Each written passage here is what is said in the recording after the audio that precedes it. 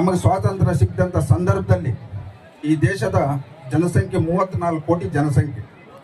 ಆವತ್ತಿನ ದಿವಸದಲ್ಲಿ ಕೇವಲ ನಮ್ಮ ದೇಶದಲ್ಲಿ 18% ಮಾತ್ರ ವಿದ್ಯಾವಂತರಿದ್ದರು.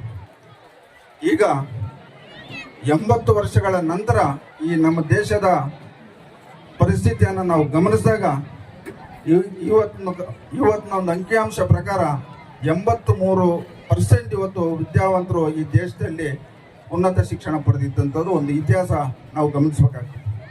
ಇವತ್ತು ನಮ್ಮ ದೇಶದ ಸ್ವಾತಂತ್ರ್ಯಕ್ಕಾಗಿ ಹಲವಾರು ಮಹನೀಯರು ತ್ಯಾಗವನ್ನು ಮಾಡಿ ಹೋರಾಟಗಳನ್ನ ಮಾಡಿ ಪ್ರಾಣವನ್ನು ಕೊಟ್ಟಿರ್ತಕ್ಕಂಥ ಎಲ್ಲ ಮಹನೀಯರ ದಿವ್ಯ ಸನ್ನಿಧಿಯ ಪಾದಗಳಿಗೆ ನಾವು ಮೊದಲನೇದಾಗಿ ನಮಸ್ಕರಿಸ್ತಾ ಎಲ್ಲ ನೆನೆಸುತ್ತಾ ಇವತ್ತು ನಮ್ಮ ದೇಶದ ಇತಿಹಾಸವನ್ನು ಪ್ರತಿಯೊಬ್ಬರು ಇವತ್ತು ನಾವು ಈ ದೇಶದಲ್ಲಿ ಡಾಕ್ಟರ್ ಬಾಬಾ ಸಾಹೇಬ್ ಅಂಬೇಡ್ಕರ್ ಅವರು ಕೊಟ್ಟಂಥ ಸಂವಿಧಾನದ ಅಡಿಯಲ್ಲಿ ಮುಖ್ಯವಾಗಿ ರಾಜಕಾರಣಿಗಳು ಸರ್ಕಾರಿ ಅಧಿಕಾರಿಗಳು ನಾವು ಸಂವಿಧಾನ ಅಡಿಯಲ್ಲಿ ಕೆಲಸ ಮಾಡಿದಾಗ ನಮ್ಮ ಭಾರತ ದೇಶ ಇವತ್ತು ಇಡೀ ಜಗತ್ತಿನಲ್ಲಿ ಒಂದು ಉನ್ನತ ಸ್ಥಾನಕ್ಕೆ ಹೋಗ್ತದಂತ ನಾನು ಈ ಸಂದರ್ಭದಲ್ಲಿ ಹೇಳಕ್ಕೆ ಬಯಸ್ತೀನಿ. ದೇಶ ನಮ್ಮ ಭಾರತ ದೇಶ.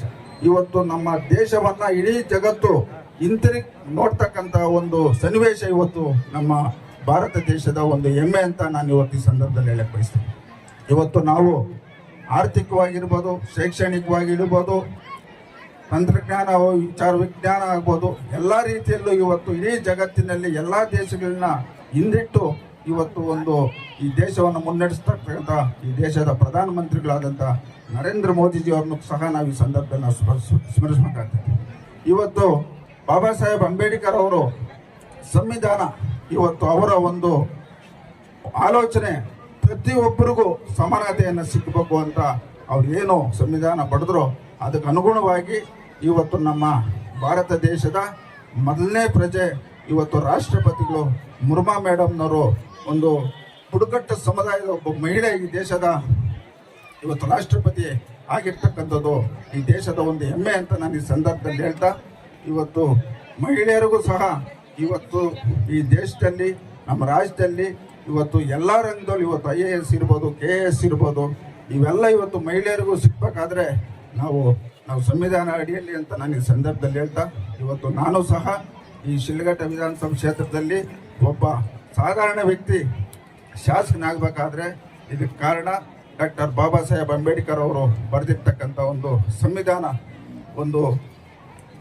ಸಂವಿಧಾನದಿಂದ ನಾನು ಇವತ್ತು ಈ ಕ್ಷೇತ್ರದ ಶಾಸಕನಾಗಿ ಇವತ್ತು ನಮ್ಮ ಒಂದು ಜವಾಬ್ದಾರಿ ಇವತ್ತು ಒಬ್ಬ ಜನಪ್ರತಿನಿಧಿ ಆದಂಥ ಜವಾಬ್ದಾರಿ ಏನಿವತ್ತು ಸರ್ಕಾರದಿಂದ ಬರ್ತಕ್ಕಂಥ ಸವಲತ್ತುಗಳು, ಸರ್ಕಾರದಿಂದ ಬರ್ತಕ್ಕಂಥ ಯೋಜನೆಗಳು, ಸರ್ಕಾರದಿಂದ ಬರ್ತಕ್ಕಂಥ ಪ್ರತಿಯೊಂದನ್ನು ಎಲ್ಲರೂ ಪ್ರಾಮಾಣಿಕತೆಯಿಂದ ಕೆಲಸ ಮಾಡಿದಾಗ ಅದು ಪ್ರತಿಯೊಬ್ಬರಿಗೂ ಫಲಾನುಭವಿಗಳಿಗೆ ತಲುಪಿಸ್ತಕ್ಕಂಥ ಸಂದರ್ಭ ನಾವೆಲ್ಲರೂ ಮಾಡಿದಾಗ ಈ ದೇಶ ಇನ್ನೂ ಉನ್ನತ ಸ್ಥಾನಕ್ಕೆ ಹೋಗ್ತದೆ ಅಂತ ನಾನು ಈ ಸಂದರ್ಭದಲ್ಲಿ ಹೇಳ್ತಾ ಇವತ್ತು ಏನು ನಮ್ಮ ಶಿಡ್ಲಘಟ್ಟ ಕ್ಷೇತ್ರದಲ್ಲಿ ಇವತ್ತು ಎಲ್ಲ ಅಧಿಕಾರಿಗಳು, ಎಲ್ಲ ಇಲಾಖೆ ಅಧಿಕಾರಿಗಳ ಒಂದು ಸಹಕಾರದಿಂದ ಮತ್ತು ವಿಶೇಷವಾಗಿ ನಮ್ಮ ಪೊಲೀಸ್ ಇಲಾಖೆ ಎಲ್ಲ ವಿದ್ಯಾರ್ಥಿಗಳಿಗೆ ಸ್ವಾತಂತ್ರ್ಯ ದಿನಾಚರಣೆ ಒಂದು ಮಾತು ಹೇಳಕ್ ಇಷ್ಟಪಡ್ತೀನಿ. ಈಗ ಎಲ್ಲ ವಿದ್ಯಾರ್ಥಿಗಳಿಗೆ ಸ್ವಾತಂತ್ರ್ಯ ದಿನಾಚರಣೆ ಏನ್ ಜ್ಞಾಪಕಕ್ಕೆ ಬರುತ್ತೆ ಅಂದ್ರೆ ಒಂದು ಕಾರ್ಯಕ್ರಮ ಇರುತ್ತೆ, ಒಂದು ಪ್ರೋಗ್ರಾಮ್ ಇರುತ್ತೆ. ಆ ಪ್ರೋಗ್ರಾಮ್ ಅಲ್ಲಿ ಬಂದು ಎಲ್ಲ ಮಕ್ಕಳು ಒಂದು ಸಿಹಿ ತಿನಿಸು ತಿಂದಿ ಆ తర్వాత ಏನಾಗುತ್ತೆ ಅವರು ಅದನ್ನ ಆಚರಣೆ ಅಂತ ಹೋಗ್ತಾರೆ.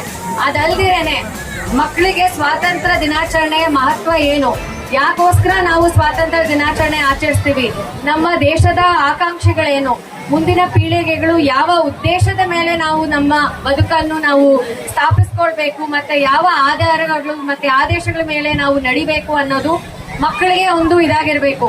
ಅದರಿಂದ ಸ್ವಾತಂತ್ರ್ಯ ದಿನಾಚರಣೆ ಈ ದಿನ ಒಂದು ಸಂಕೇತವನ್ನು ನಾನು ಹೇಳಲಿಕ್ಕೆ ಇಷ್ಟಪಡ್ತೀನಿ. ಎಲ್ಲ ಮಕ್ಕಳು ತಮ್ಮ ಸ್ವಾತಂತ್ರ್ಯ ಏನಿದೆ ತಮ್ಮಲ್ಲಿ ತಮಗೋಸ್ಕರ ಏನಿದೆ ಅದಕ್ಕೋಸ್ಕರ ನಿಂತ್ಕೊಂಡು ಮಾತಾಡಿ ಅದಕ್ಕೋಸ್ಕರ ತಾವು ಏನ್ ಸಾಧನೆ ಬೇಕು ಅದಕ್ಕೆ ಛಲ ತೊಟ್ಟು ತಾವು ಮುಂದೆ ನಿಲ್ಬೇಕು. ಸ್ವಾತಂತ್ರ್ಯ ಅಂದ್ರೆ ಸ್ವಾತಂತ್ರ್ಯ ದಿನಾಚರಣೆ ಮತ್ತೆ ನಮ್ದು ಒಂದೇ ದಿನ ಮಾತ್ರ ಸೀಮಿತವಾಗಿರೋದಂತಲ್ಲ. ಎಲ್ಲ ಮಕ್ಕಳು ತಮಗೋಸ್ಕರ ತಾವು ನಿಂತ್ಕೊಂಡು ಏನು ಒಂದು ಗುರಿ ಇಟ್ಕೊಂಡು ಎಲ್ಲರೂ ನಿಂತಿರ್ತೀರಾ. ಈಗ ಈ ಗುರಿ ಎಂಬುದು ಮಕ್ಕಳಿಗೊಂದಿರುತ್ತೆ, ಅಧಿಕಾರಿಗಳಿಗೊಂದಿರುತ್ತೆ, ಮತ್ತೆ ಎಲ್ಲರಿಗೂ ಒಂದೊಂದು ಗುರಿ ಇರುತ್ತೆ. ಸೊ ತಮ್ಮ ಗುರಿ ಏನಿದೆ भारत भाग्य विधाता जय हे जय हे जय जय जय जय हे। बोलो भारत माता की, महात्मा गांधी जी की, महात्मा गांधी जी की, बाल गंगाधर तिलक की, बाल गंगाधर तिलक की, नेहरू जी की।